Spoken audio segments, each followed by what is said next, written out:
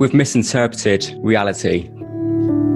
Even in that statement there, we're creating a duality where there isn't one. We have misinterpreted reality. There's a me or a we and reality. That in itself is the illusion. Me and life, me and God, me and reality, me and you. That statement there is a dualistic statement based on this belief in separateness, in otherness. That's the illusion.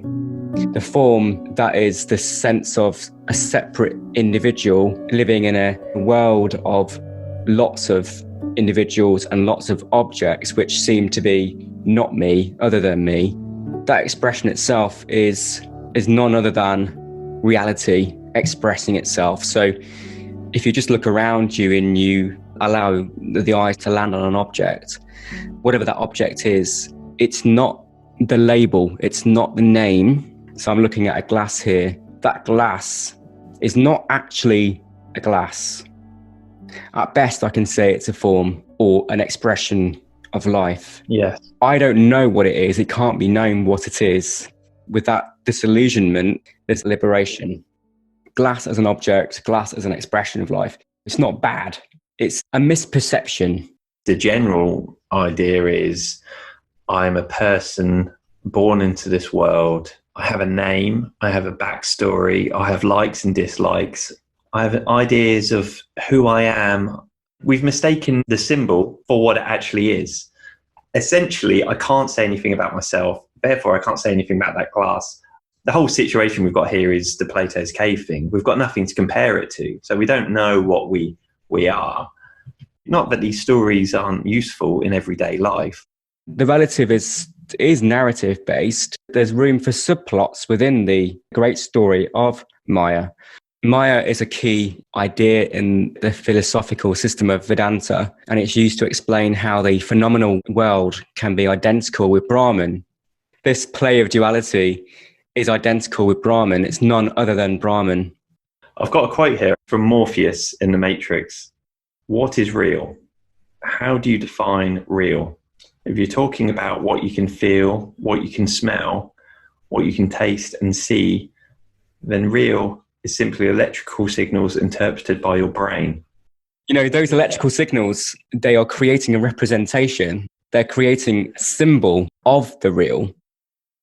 In our search for reality, we were never satisfied with symbols and the appearances of things. We were always curious for the ultimate, the final answer to the relative puzzle that we were kind of caught up in and lost ourselves in, and which caused a lot of suffering. So we were always seeking and searching for like God or something like totally beyond this. And then we realized that God is not beyond this. The real is not beyond this.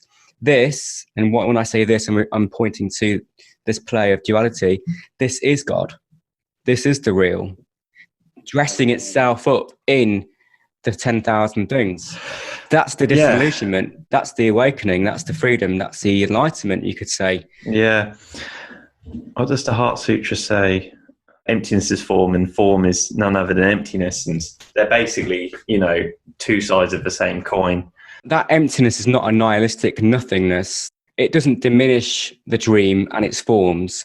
It's actually like a fruitful emptiness, a full emptiness, which makes the richness and fullness of life possible. Form can't be removed from emptiness. Form, or the expressions of life, can't be removed from life. And by life, I'm meaning the ultimate reality.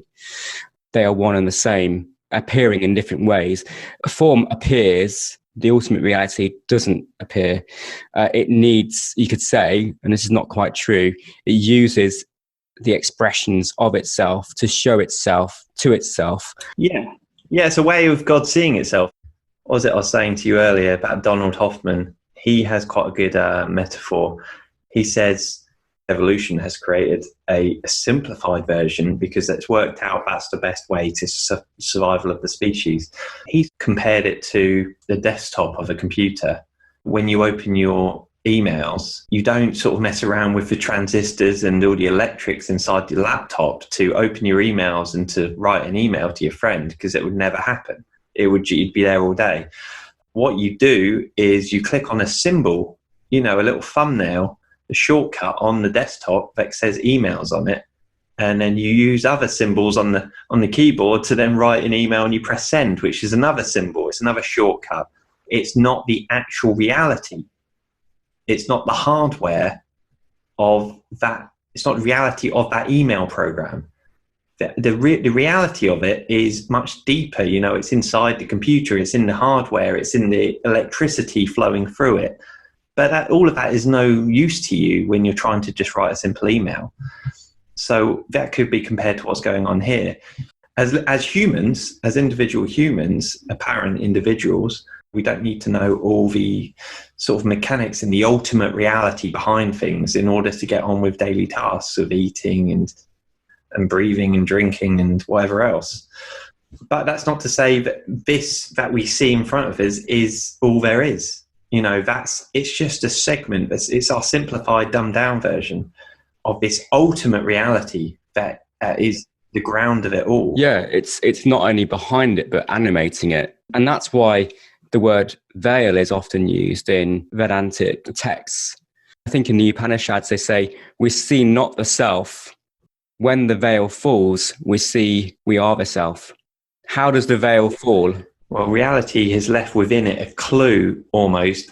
And this clue has appeared as, in a way, has appeared as us. We've got enough kind of self-awareness to actually follow this thing back to the source. I don't know whether that was an accident or on purpose, but we can, through self-inquiry and meditation, get rid of everything that's not essential to me, not essential to this moment right now. And we end up back with the undoubtable knowing that I am. There is a presence here of some sort. To give it any words isn't correct, because you then turn it into a thing. But overlooking that, we'll just give it a word, like I am, some presence, consciousness, whatever you want to call it, an awareness. I am, I exist. Not as an individual, but that consciousness behind it, the awareness. And that's all you can ever know. But that is the clue back to reality. It's not an intellectual thing, but it's the falling back into that original source of reality itself, to Brahman, to God. And you could call that falling back, or the lifting of the veil, disillusionment. You falling into not knowing, into a deep knowing. Yeah. That's why I like disillusionment. It puts the kind of focus on the negative of it, the sort of undoing of this process of our beliefs and our concepts and our ideas. We're not trying to change beliefs into something new, a better belief, a higher belief or something. We're trying to we're questioning the very foundation of all beliefs and undoing all of them and seeing if there's anything left at the end of it. Once we get rid of everything we thought we knew, we tend to take a lot of stuff for granted. It's very easy. That's our kind of default mode, isn't it? To take it all for granted. Of course I'm a person, and of course the world outside is exactly how it appears. Why wouldn't it be? Of course, these are my own thoughts, and of course I'm separate from you, and I can't know your thoughts, you can't know my thoughts. Of course, these are all assumptions. We've got so many assumptions that comes as part of the package of being human in this culture that we've grown up in. Really, it's just undoing those and finding out is there anything left at the end of all of those assumptions, Exactly. So as you said, once we negate, we're not saying deny or bypass. We're saying once we negate with inquiry, asking what is true, all of this stuff that comes and goes, that can't absolutely encapsulate truth in its infinite sense, then we're left with the sense I am, of beingness, of presence. It's not something that we can negate. Jnana Yoga says Viveka is discernment, is discrimination. Once you've got through all of these veils of what you take yourself to be, what you take the world to be, you're left with I amness, the primary illusion, the original dream, to borrow Nisargadatta's phrase, the original dream. Another thing he said about the original dream, the sense of I am, which is what's left when you see through the veils. The original dream is self-love. It's this love to be, this sort of infatuation with one's own existence. Every life form wants to continue its existence. It would do anything to continue its existence. You could say, well, what about those who can't tolerate themselves, who don't want to be, who are totally fed up with existing? What they're trying to escape is the story about their existence, the narrative, the personal narrative, the self-concepts. That's what they're trying to escape. So they can go back into pure existence. This longing to go back home to pure existence, that's really what the search is. That's what we're all looking for, this coming back to home, to pure existence, outside or beyond the narratives and the story and the heaviness of the personal self and the play of the opposites. Nisargadatta said that the original dream is self-love, the love to be, not to be something, but just to be in that purity. And that's what propels our search, our seeking.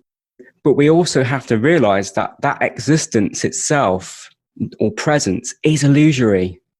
It's the original dream, because it's what's left when you question it all and release it all of these concepts. We're still left with the final veil, the final layer of illusion, and that's beingness. We don't stop there. We have to question then, what is this I amness? What is the source of this I amness? There's a beautiful quote I posted on Instagram, on the Nisarga Yoga Instagram account a few days back, which said, "The letters I am are written spontaneously with a certain ink. What is that ink which was used to write that which you are?" I think that's brilliant. That is the inquiry. So don't stop at presence. Like, question that presence as well. What is the source of that presence? Because then you go past the final layer, the final veil of illusion into reality.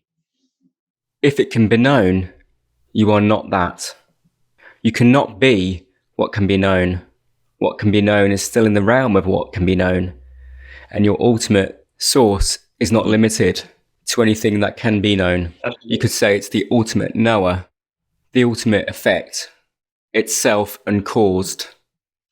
Yeah, absolutely. It's a mad situation, isn't it? Like, it makes a lot of sense from a certain perspective that, of course, we're not separate things.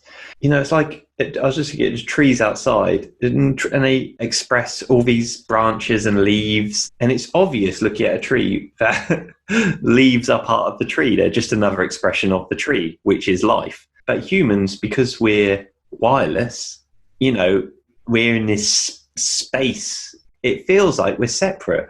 But what if that space isn't actually separating anything? What if that space is actually the force holding everything together? We're no different to the leaves on the tree when it comes down to it in the final inquiry. And also in the scientific inquiry, you can see that everything is connected, entangled in some sort of way, in ways that I can't understand because I'm not clever enough. But everything is connected at a level that we can't perceive as humans. And we are just the leaves on the outer edges, the latest and most complex leaves of that original seed that's created the tree of this universe. Yeah, that original seed, you could say, is existence, is beingness. Therefore, it's the original illusion. The mind wants to know answers about everything. It wants to feel safe. Feeling safe while in a prison, it's almost like a bank that you get stuck on along the rivers, along a river. Exactly. Is there real safety in alteration, in duality, in stuff that comes and goes? Is that really a safe place? The mind has a very clever way of overlooking the fact that everything is always in a state of movement. Nothing is stable in this play of duality. I forget which philosopher said it, but you mentioned a river there. You can never step in the same river twice. The river of life is always moving in a state of flux. We think we can step in the same river twice, but we can't.